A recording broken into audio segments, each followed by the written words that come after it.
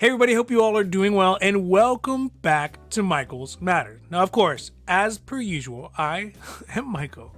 And today, with the prospect of a recession on the horizon in 2023 and potentially in early 2024, it means that the millions of Americans who are on Social Security, or soon to be on Social Security, or hey, for that matter, even those who might be on Social Security much later down the road, are going to face the possibility of having their Social Security benefits dramatically altered or even reduced as a result of a potential economic downturn or recession.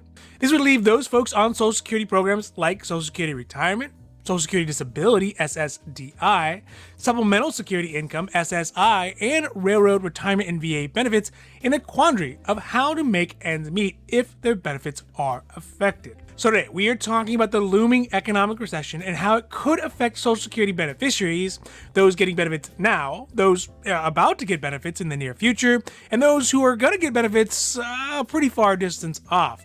That is, if the economic recession really comes true in 2023. Now, before we get to it, if you like these videos, if you find them interesting, if you find them helpful, hey, if you find them useful, please don't forget to like and subscribe. And that way you can get updates when our newest and most informative videos become available. All right, now let's get down to the video. So let's start off by the fact that there is a strong anticipation in 2023 that there is going to be an economic downturn, if not an outright recession. The consensus is less sure about when this is going to happen, but whether it is going to be in the beginning of the year or the mid of the year, or hey, even as far out to 2024, but many economists believe that the US will face at least a mild recession in the near future.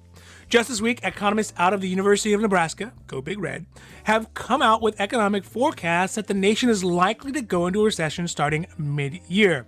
But it will, in fact, be milder, at least to their prediction, than the last two. This is also backed up by economists from Citigroup, which is the global wealth group. Now, the biggest reason at the moment that reports are leaning towards a recession is because there is a not-so-invisible hand pushing the U.S. markets heading towards a recession.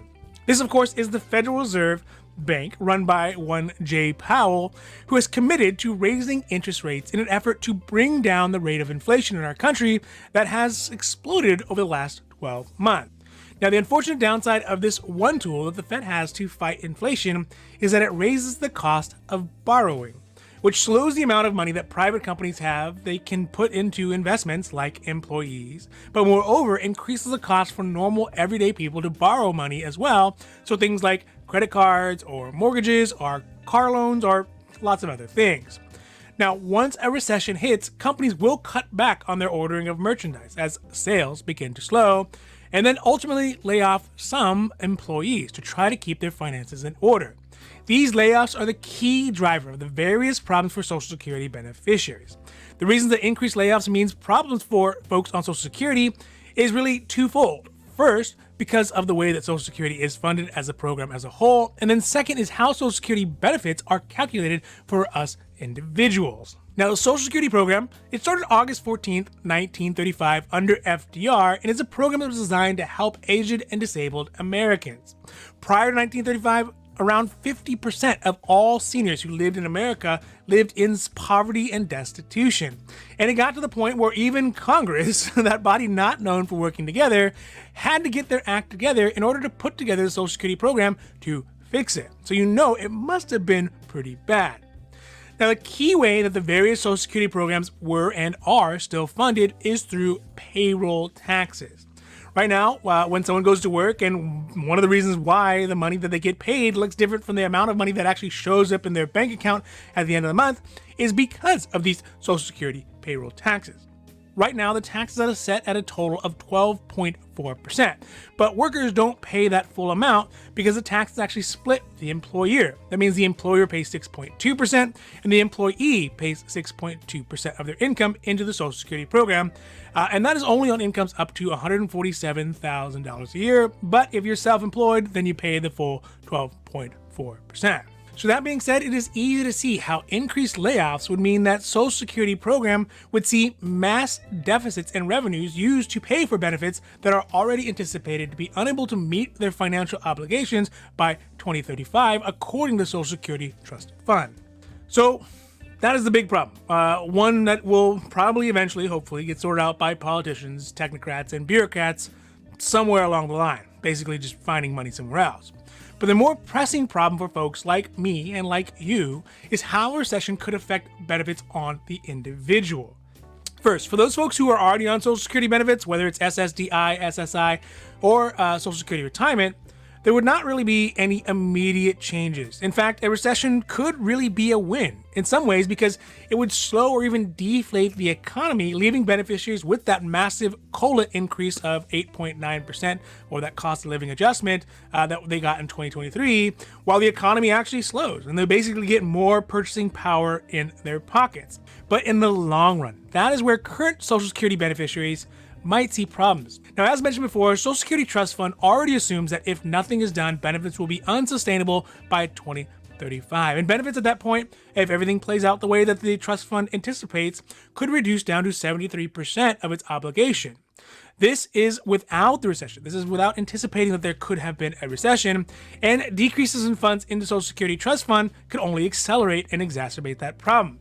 So in the short run, those people on Social Security benefits right now will probably be the least affected. But in the long run, they could be left with less benefits than they are already getting as a result of having less income going into the Social Security Trust Fund. The second group, and probably the most affected in the near run and in the long run, are those folks who are about to retire. This is for a couple of reasons. The primary reason is because of how Social Security benefits are calculated. Now, we don't have time to get into the specifics of exactly how it's calculated, but if you want to see how they're calculated, I made an older video that shows how the Social Security benefits are calculated. I'll put a link up here for that as well. In short, though, they take the top 35 earning years of your income, and then they run that through an equation that comes out with your starting monthly Social Security benefits, and then it's adjusted yearly through the COLA.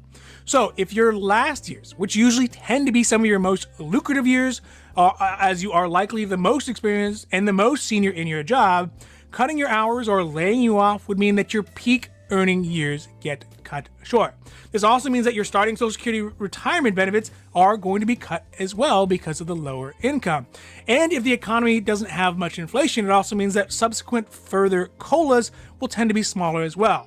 So over your lifetime, it means that you're actually going to get less benefits directly as a result of the recession if you get laid off.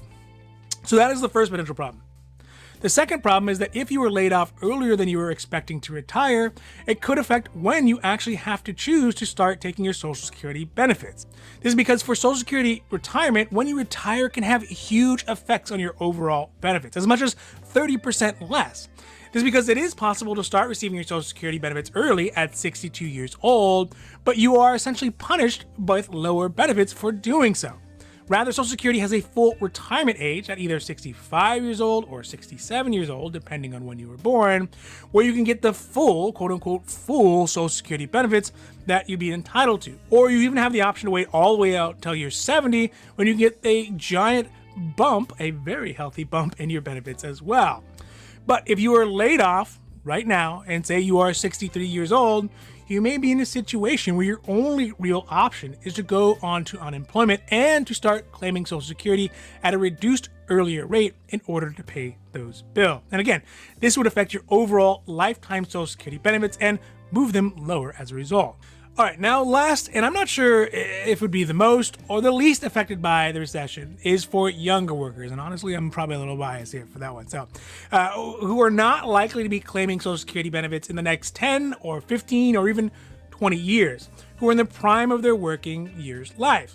And right now, as we speak, literally, these folks are paying into Social Security during those top 35 years, which are used to calculate their Social Security benefits, in hopes of having benefits that by the time that they or we or I get to 67 or 70 years old, there will be something there for them. But in a recession or with a job loss, that could put a serious crimp on those prime earning years, meaning that the overall pay over that time is less, which also means benefits are less, which also ultimately means that by the time they stop working and start getting Social Security benefits, that number is lower, which finally means that over a lifetime that they receive benefits, that is less as well. And although it is possible that some of that can be recouped over more productive green years, hopefully in the near future, fingers crossed, that is not guaranteed. All right, so looking at 2023 and thinking about what a recession could mean for Social Security benefits, it's daunting, especially when you're considering how it could affect the millions of people who are on Social Security benefits right now, but also those millions of people who will be on benefits in the near future, and the millions more who will eventually be on there in the far future. In some cases, the negative effects will not just be for those who are on Social Security Retirement, but folks on Supplemental Security Income SSI, Social Security Disability SSDI, and Railroad and VA benefits. The other hard thing about it is there isn't much that anyone can do to prevent it, other than be prepared now and try to have some additional savings or investments that can try to offset those potential losses. But for those folks who are about to hit Social Security age, those folks just kind of mentally have to prepare. There's not much more you can do. All right, so that's it for today, and I hope you all enjoyed this Michael's Matters. And if you liked it, if you found it interesting, if you found it helpful, if you even found it useful, please don't forget to like and subscribe. And that way you can get updates when our newest and most informative videos become available. So for Michael's Matters, I'm Michael, hoping that you take care of yourself, take care of others, and have a happy, healthy